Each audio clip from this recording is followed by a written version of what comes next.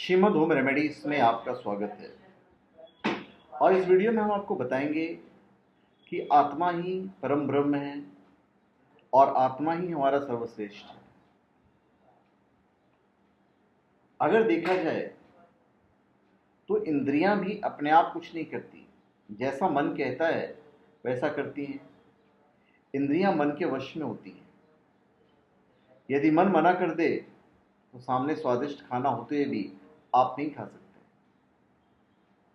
अतः मन इंद्रियों से भी ज्यादा बलवान है। ऐसे ही मन से सूक्ष्म बुद्धि है।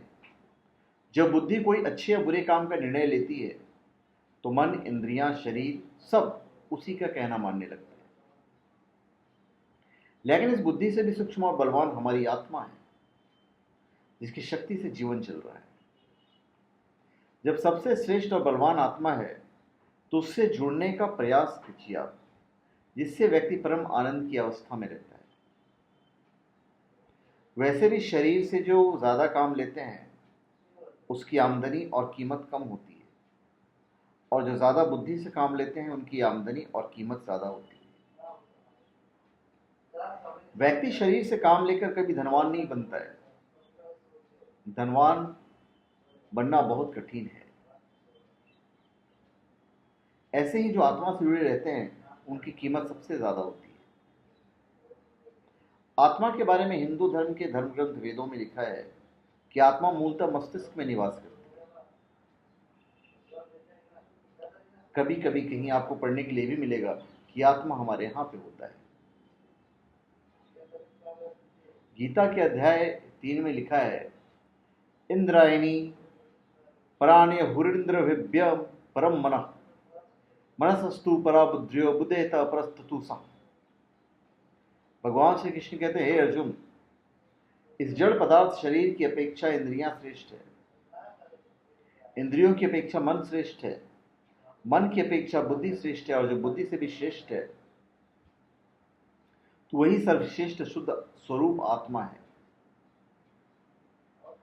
व्यक्ति एक्सरसाइज, व्यायाम ये सब करके अपने शरीर को मजबूत बनाकर सोचता है कि मैं बड़ा बलवान हूं, जबकि शरीर हमारा सबसे स्थूल हिस्सा है।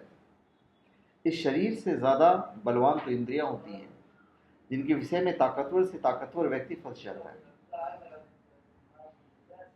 फिर जैसे इंद्रियां चाहती है वैसा शरीर करने लगता है।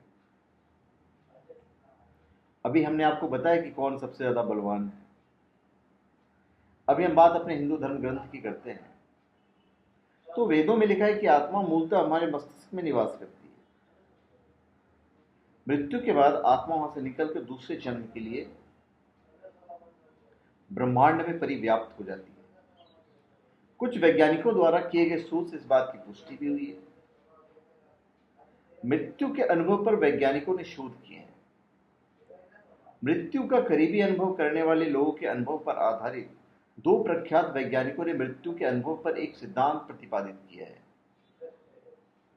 प्राणी की तंत्रिका प्रणाली से जब आत्मा को बनाने वाला क्वांटम पदार्थ निकलकर व्यापक ब्रह्मांड में विलीन होता है तो मृत्यु जैसा अनुभव होता है। इस सिद्धांत के पीछे विचार यह है कि मस्तिष्क में क्वांटम कंप्यूटर के लिए चेतना एक प्रोग्राम की तरह काम करती रहती है। यह चेतना मृत्यु के बाद भी ब्रह्मांड में पर्याप्त रहती है। अभी यह परिकल्पना चेतनता के उस क्वांटम सिद्धांत पर आधारित है जो वैज्ञानिकों ने विकसित की है। इस सिद्धांत के अनुसार हमारी आत्मा का मूल स्थान मस्तिष्क की कोशिकाओं के अंदर बने ढांचों से होता है, जिसे माइक्रोट्यूबल्स कहते हैं। जितने भी वैज्ञानिकों ने इस पर खोज किया उन्होंने तर्क दिया है कि इन माइक्रोट्यूबल्स पर पड़ने वाले क्वांटम गुरुत्वाकर्षण प्रभाव के परिणाम स्वरूप हमें चेतनता का अनुभव होता है। वैज्ञानिकों ने इस सिद्धांत को आर्बिट्रेरी ऑब्जेक्टिव रिडक्शन का नाम दिया है।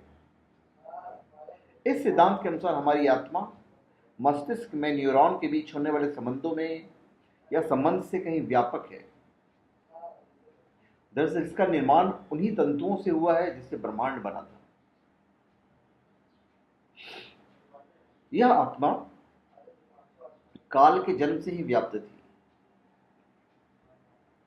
यह परिकल्पना बौद्ध एवं हिंदुओं की इस मान्यता से काफी कुछ मिलती जुलती है कि चेतनता ब्रह्मांड का अभिन्न अंग है। इस परिकल्पना के साथ मृत्यु जैसे अनुभव में माइक्रोट्यूबुल्स अपनी क्वांटम अवस्था गवा देते हैं, लेकिन इसके अंदर के अनुभव नष्ट नहीं होते। आत्मा केवल शरीर छोड़ती है और ब्रह्मांड में विलीन हो जाती है। हम कह सकते हैं कि दिल धड़कना बंद हो जाता है, रक्त का प्रवाह रुक जाता है, माइक्रोट्यूबुल्स अपनी क्वांटम अवस्था गवा देते हैं। माइक्रोट्यूबुल्स में क्वांटम सूचनाएं नष्ट नहीं होती, ये नष्ट नहीं हो सकती, ये महज व्यापक ब्रह्मांड में वितरित एवं विलीन हो जाती है। यदि रोगी बच जाता है तो क्वांटम सूचना माइक्रोट्यूबुल्स में वापस चली जाती है तथा रोगी कहता है कि उसे मृत्यु जैसा अनुभव हुआ। यदि रोगी ठीक नहीं हो पाता है और उसकी मृत्यु हो जाती है तो संभव है कि यह क्वांटम सूचना शरीर के बाहर व्याप्त है। तो धन्यवाद। आप हमारे चैनल पर सब्सक्राइब करें और अपने कमेंट दीजिए। धन्यवाद।